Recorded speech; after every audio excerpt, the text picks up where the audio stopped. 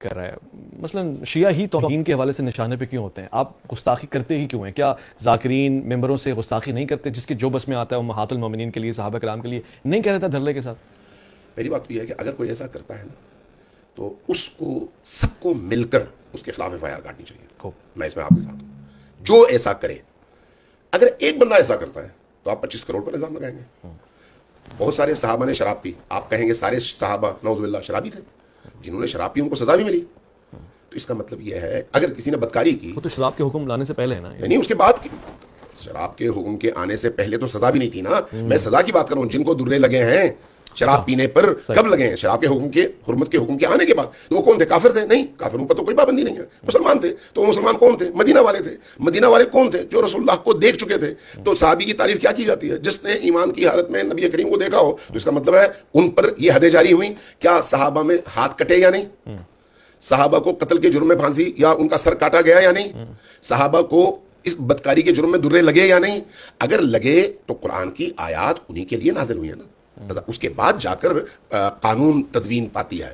اگر یہ چیزیں کوئی بندہ نکال کے کسی کو دکھا دے یا کسی تقریر میں بتا دے کہ حدیث میں یہ لکھا ہوا ہے، قرآن میں یہ لکھا ہوا ہے، مورخ نے یہ لکھا ہے، محدث نے یہ بات لکھی ہے اور فلان کتاب میں لکھی ہے، تو اب اس قانون کی روشنی میں بجائے اس کے کہ آپ کہیں کہ بھئی یہ ایک علمی اختلاف ہے، آپ بولنے والے کو کٹہرے میں کھڑا کر دیں اور اس کے خلاف کم سے کم 10 اور زیادہ زیادہ عمر قید کی سزا کٹوائیں گے. اس کا تو جرم نہیں ہے. جا کے پھر امام بخاری کو قبر سے نکالیں اور ان کے خلاف فتوا دیں. لیکن امام بخاری پاکستان کے نہیں تھے نا، پاکستان کی سرحد پہ یہ قانون کا اس کا اطلاق ہوتا ہے. اچھا ٹھیک ہے، بالکل ٹھیک ہے. امام بخاری کی کتاب تو پاکستان میں چھپ رہی ہے نا. تو چھاپنے والے جو توہین پر مبنی کتاب ہوگی اس کو چھاپنے والا بھی توہین کا مرتکب ہے یا نہیں؟ تو پھر سارے پاکستان سے بخاریوں کو اٹھائیں اور جلائیں، مسلم کو اٹھائیں اور جلائیں.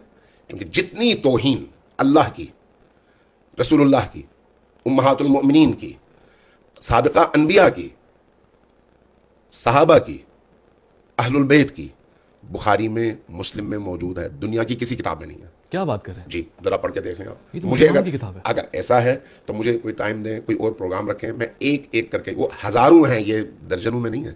یعنی وہ دانستہ توہین کی گئی ہے، آپ کہہ رہے ہیں کہ ارے بھائی اگر یہ کہا جائے کہ یہ حدیث ہے، میں مثال دیتا ہوں، اگر یہ کہا جائے یہ حدیث ہے کہ حضرت موسیٰ نہا رہے تھے، شیطان آیا ان کے کپڑے لے کے بھاگ گیا، حضرت موسیٰ مادرزاد برہنہ نعوذ باللہ اس کے پیچھے بھاگتے رہے، شیطان سارے شہر میں گھومتا رہا اور لوگ حضرت موسیٰ کو اس شکل میں دیکھتے رہے.